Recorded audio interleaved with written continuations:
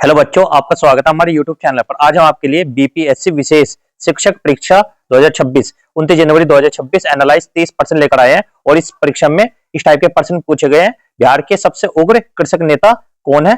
अम्लीय वर्षा के मुख्य प्रदूषक कौन कौन से हैं? बायोगैस का प्रमुख घटक कौन सा है? सूखी बर्फ या ड्राई आइस का ठोस रूप कौन सा है? भारत की सबसे लंबी नहर कौन सी है? तो इस टाइप के हम 30% लेकर आए हैं और सभी बच्चे अपने आंसर मिला सकते हो। तो आइए, सबसे पहला प्रश्न हमारे आपके सामने, तो कमेंट करते चलना, भारत की सबसे लंबी नहर कौन सी है? तो यहाँ पर चार ऑप्शन, चारों में कौन सा है? तो ये है option number B, Indira Gandhi नहर। तो भारत की सबसे लंबी नहर कौन सी है? इंदिरा गांधी नहर। लेकिन कभी बात होती नदी की, नदी कौन सी? गंगा। तो यहाँ पर क्या, जब भी बात होगी नहर की तो कौन सी? इंदिरा गांधी नहर।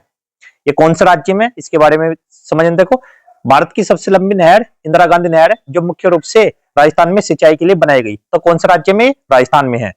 इससे अगला प्रश्न है, कौन सा वनस्पति हार्मोन है? तो कौन सा वनस्पति हार्मोन है? चार ऑप्शन है, चारों में कौन सा है? ऑप्शन नंबर ए बिल्कुल राइट आंसर है, साइटोकिनिन। तो कौन सा? साइटोकिनिन। इसके बारे में समझते देखो। साइटोकिनिन एक पौधों में पाए जाने वाला हार्मोन है, जो मुख्य रूप से कोशिका विभाजन या सेल डिवीजन और वृद्धि में मदद करता है। बाकी विकल्प जानवर और मनुष्य के हार्मोन या प्रोटीन है। तो कौन कौन से है? ये है, जैसे इसमें यहाँ पर हीमोग्लोबिन, इंसुलिन, थायरोक्सिन, ये सब क्या है? ये जानवर और मनुष्य के प्रोटीन और हार्मोन से। इससे अगला प्रश्न, 1953 में गठित राज्य पुनर्गठन आयोग में कौन कौन से सदस्य थे? तो यहाँ पर एक ही सदस्य के बारे में पूछा गया था। 1953 में कौन से सदस्य थे? वे थे ऑप्शन नंबर ए, फजल अली। लेकिन इसमें तीन सदस्य और भी थे। एक तो फजल अली थे और दो और थे, के एम पनिक्कर और एच एन कुंजरू, ये भी थे। ठीक है, इनके बारे में समझते हैं। लेकिन उसमें ऑप्शन फजल अली था। 1953 में राज्य पुनर्गठन आयोग बनाया गया था। इसके अध्यक्ष फजल अली थे और दो अन्य सदस्य के एम पनिक्कर तथा एच एन कुंजरू थे। तो कौन कौन थे? यहाँ पर के एम पनिक्कर और एच एन कुंजरू और फजल अली भी थे। इससे अगला प्रश्न जो आपके एग्जाम में पूछा गया, नवीकरणीय ऊर्जा के मुख्य स्रोत कौन कौन से हैं? तो यहाँ पर सभी बच्चे कमेंट करना। तो इसका आंसर है ऑप्शन नंबर ए, नवीकरणीय ऊर्जा के। ठीक है, तो क्या क्या है? सौर, पवन, जल विद्युत, भूतापीय या बायोमास।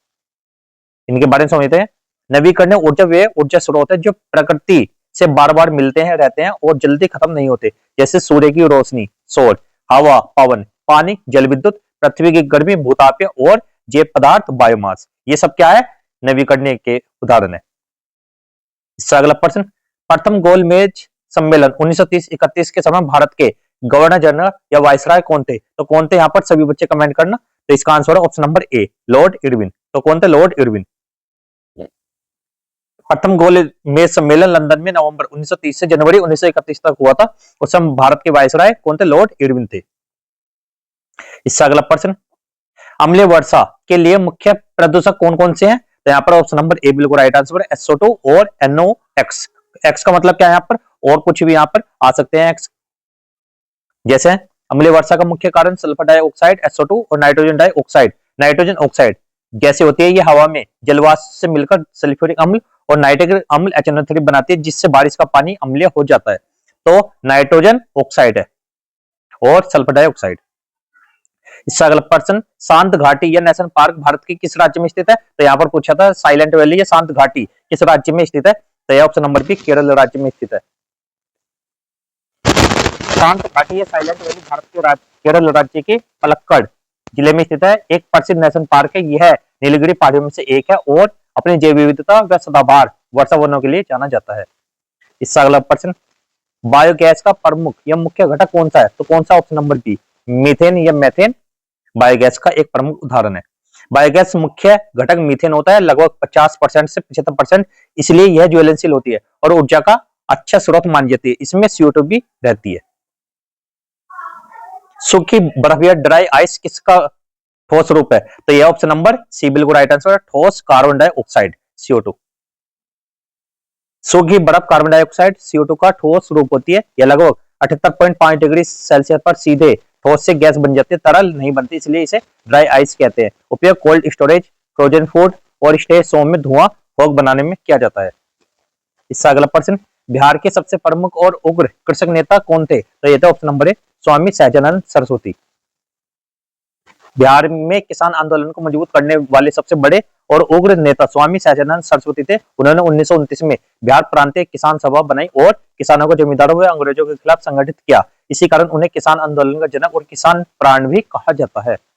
इससे अगला प्रश्न, उपन्यास आनंद मठ किस वर्ष प्रकाशित हुआ? तो ये हुआ था ऑप्शन नंबर बी 1882 ईस्वी में हुआ था। ये किसके द्वारा लिखित था? ये था बंकिम चंद्र चट्टोपाध्याय। आनंद मठ एक प्रसिद्ध उपन्यास है जिसे बंकिम चंद्र चट्टोपाध्याय ने लिखा था। यह उपन्यास 1882 ईस्वी में प्रकाशित हुआ था। इससे अगला प्रश्न, गर्म खून के प्राणी किसे कहते हैं?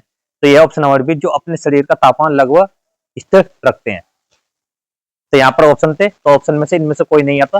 गर्म खून वाले प्राणी वे जीव होते हैं जो बाहरी मौसम चाहे ठंड हो या गर्म फिर भी अपने शरीर का तापमान स्थिर बनाए रखते हैं। इसके प्रमुख उदाहरण स्तनधारी, मानव शेर और पक्षी हैं।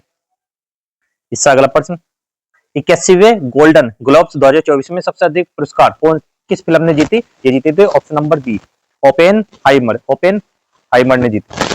गोल्डन ग्लोब्स 2024 की 81वां क्रिस्टोफर नोबल की फिल्म ओपेनहाइमर ने सबसे ज्यादा 5 पुरस्कार जीते। कितने जीते? 5।